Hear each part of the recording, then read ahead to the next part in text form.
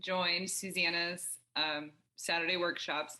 And after the very first one, the next week, I received a call that somebody found me on Google and asked if I could help them because they had a pending foreclosure. And so I immediately contacted Susanna and said, I don't have enough information. What do I do? And she helped me to walk through, hooked me up with Leah, who is a HUD counselor. And Leah happens to be actually in my state, which was very helpful too.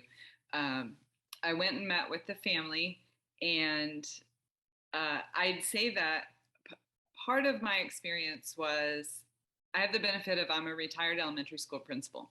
So I have worked very much with families that are in stressful situations. And I think that that piece of it is absolutely crucial to be able to empathize and build trust very quickly because families that are in this situation don't often trust people who they perceive to have authority or people who they perceive to be a part of a system that they are currently working against. So they had no idea what to do. I looked at the house. The house was in extreme disrepair. There are a lot of people living there, very complicated family dynamics, and a lot of very tense emotion. So just started with building trust and giving information and trying to help them navigate applying to see if there were any options that the bank would work with them. And one of the things that I was disheartened by was how difficult the bank has been to work with. And that just frustrates me to no end because it's as if they did not want this family to find a way out. They wanted to take it to foreclosure. In fact, I feel like they fast-tracked, as soon as they found out that Leah and I were involved, they fast-tracked that foreclosure sale date.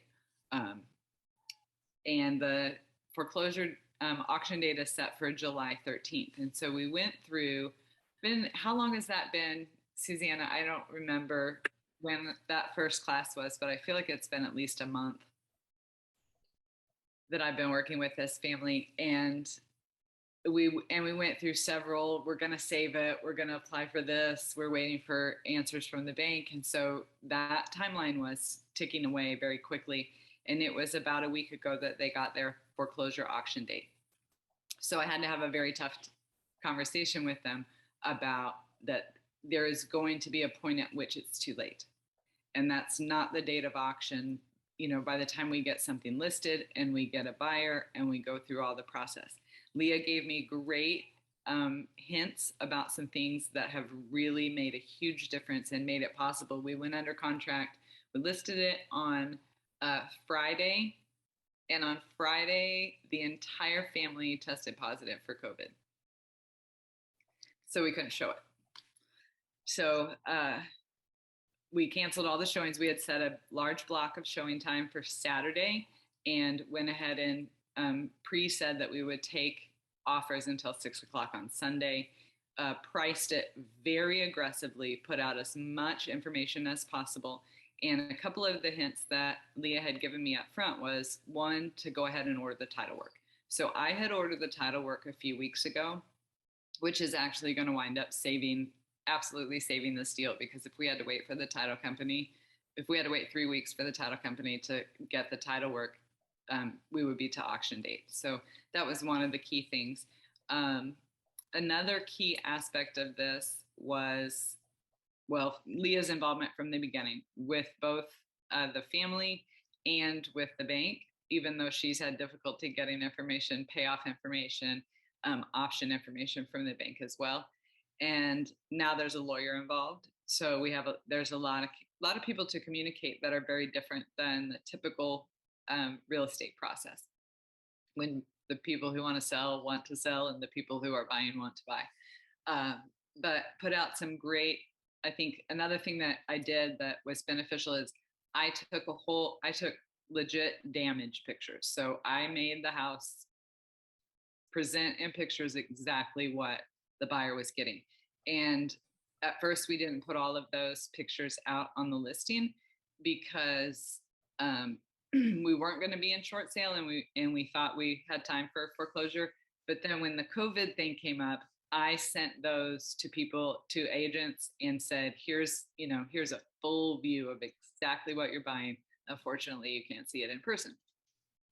We got an offer on Sunday night. Oh, another tip that Leah gave me, this family had a unique situation where they were not able, they did not want, the actual owner did not want a proceeds check. She is in a nursing home. The entire proceeds check would have to go to the nursing home. She could not help to support the family that is living in the house with that check. So Leah and I devised a plan that the proceeds from the sale will be written to the tenants as incentive to relocate. So that the family will be able to keep those, some of the equity that's in the house, and be able to bypass some of that just disappearing from them. So I'm pretty excited about that. Also, I made a sheet that said, when you're making an offer, here are all the preferences, because it was priced aggressively enough to get multiple offers. The offer that we accepted is going to give them a month-to-month rent back at a price that they determined was that they would be able to pay, and with their pets, etc. And so they're going to get to do month-to-month with, if this works out, deal that they'll be able to sign a year lease and stay in the home. And that was pretty important to them. There is a grandfather that's in the home that's on oxygen, that has COPD, that is just in his very last days. And with it being so hot and the stress of this situation, him moving and relocating was going to be a pretty big issue. So I was excited to be able to get an offer that allows them to stay, put some money back in their pocket, and we went under contract on Sunday, and we close on July 7th. So that is a fast forward timeline. Had some pre-conversations with the title company, have pre-ordered the title work, have asked repeatedly for the final payoff, but we still don't have that. We're hoping we get that in time. So some of those things just made it possible to have that very, very quick close. Got a cash offer from an investor. So that's kind of been the experience. There has been a roller coaster of emotions. There was one point at which, the family was like, you were lying to us, and you're, like they wanted to project that at me. But I felt like the history that I had with families really made that not difficult. But I just imagine that could be very difficult for a lot of people to deal with, because I just responded, hey, that's not fair for you to project this frustration on me.